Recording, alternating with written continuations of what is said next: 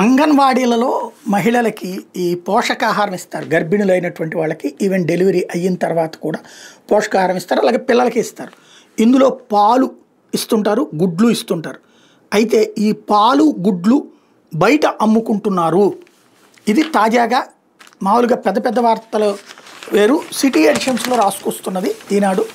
అంగన్వాడీ పాలు అంగట్లో అమ్మకాలు అన్నటువంటి. ఇక్కడ జరుగుతున్నటువంటిది ఏంటంటే ఆర్థిక పరిస్థితి, చేతిలో డబ్బులు ఉండట్లేదు. ఇదివరకటి రోజుల్లో ప్రభుత్వం నుంచి ఏడాదిలో ఓ 40-50 వేల రూపాయల డబ్బులు ఏదో ఒక రూపంలో వచ్చినాయి. కనీసం 20-30 వేల డబ్బులు చేతిలో లేనోళ్ళు లేరు.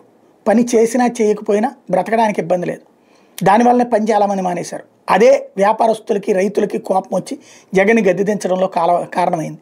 ఇప్పుడు వాళ్ళకి పనులు ఏమీ ఎగబడి రావట్లేదు. అట్ ద సేమ్ టైం చేతుల్లో డబ్బులు ఉండట్లేదు.